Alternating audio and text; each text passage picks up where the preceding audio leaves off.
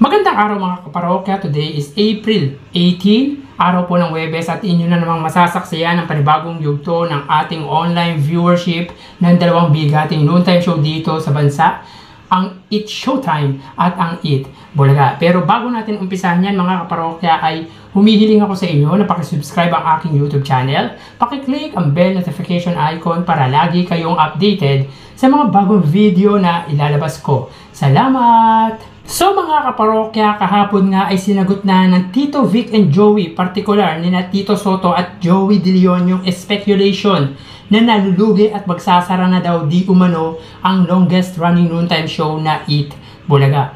Una natin nalaman ang kwento na ito sa page na Tsaka Puso na kung susuriin ay sinusuportahan ang ABS-CBN na nakita din natin sa write-ups nila na sila daw unang naglabas ng information hinggil dito, kung saan may kita natin dito na pinost pa nila yung GMA supporter page na Kapuso Warriors Original. So yun nga, bago mag-start ang Gimme 5 kahapon ay inihayag ni Tito Soto na para pabulaanan ang nasabing usap-usapan ay magpapakita daw sila ng income tax return o kita nila mula sa BIR. Tinawag na sinungaling at fake news ang nagpakalat nito. Sa totoo lang, mainam na huwag ng patulan, pero minsan dapat din para ipamukha na kasinungalingan ang inilalabas na maling information.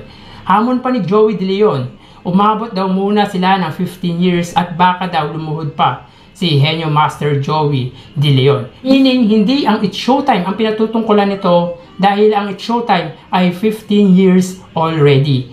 So, sa unang naglabas ng speculation na ito, sana maglabas din sila ng pruweba tulad ng gagawin ng Tito Vic and Joey para hindi po sila masabing fake news. Mahirap abutin ang 45 years kaya mariing sinambit ni Joey De Leon na umabot muna kayo ng 45 years dahil bastusan na daw ang labanan. Aniya pa, dapat daw maging masaya na lang sila dahil kasama sila sa achievement na meron ang Eat Bulaga dahil ang bansa ang nirepresenta nito sa isa sa 5 longest running program in the world.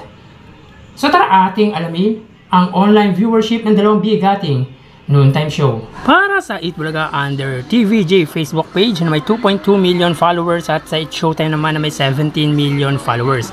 So makikita po natin dito mga kaparokya, ang oras po ay 12:48 at sila, ang Eat Bulaga po ay may 12.8 thousand viewers at may segment po silang pera fee. Ang Eat Showtime naman po makikita po natin dito na ang segment po nila ay ang especially for you at meron po silang 17.1 thousand live viewers. So click po natin mga kaparokya para po sa Eat Bulaga, sila po ay may 12.8 thousand viewers. Ang Eat Showtime naman po ay may 17,000 live viewers.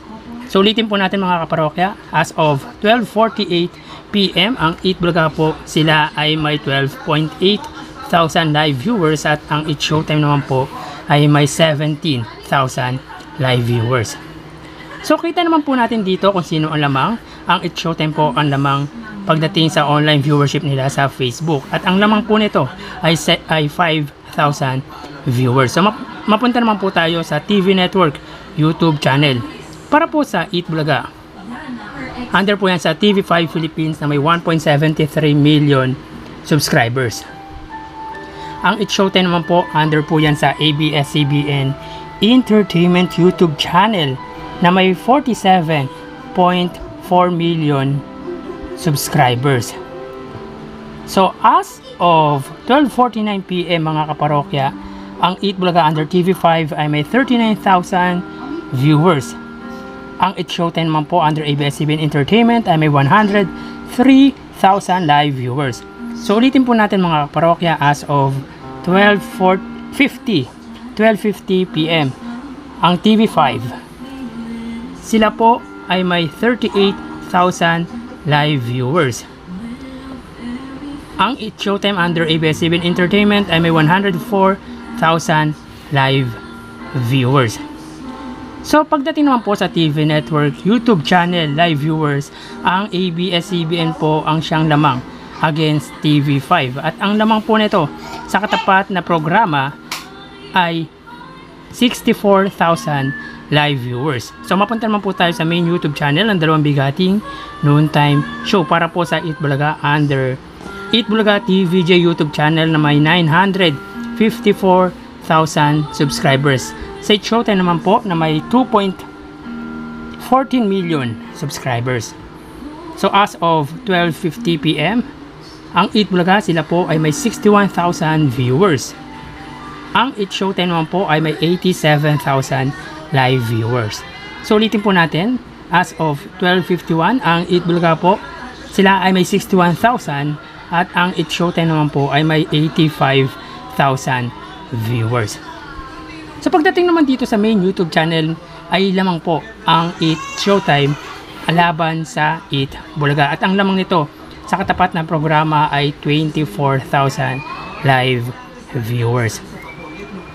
So bali ang total na nakuha ng Eat Bulaga sa kanilang online viewership ay 112,000 live viewers. At ang Eat Showtime naman ay nakakuha ng total live viewership na 205,000 live viewers. So ulitin po natin mga parokya, ang Eat Bulaga po ay nakakuha ng total live viewership na 112,000 at ang Eat Showtime naman po ay 205,000 live viewers. So ibig sabihin ang lamang po ng Eat Showtime sa Eat Bulaga ay 93,000 live viewers. So yan po lumalabas sa kanilang online viewership as of 12:52 at mamaya ho magbabalik po tayo sa ikalawang yugto ng ating online viewership ng dalawang bigating noontime show. Magpapaalam po muna ako pansamantala. Thank you and God bless.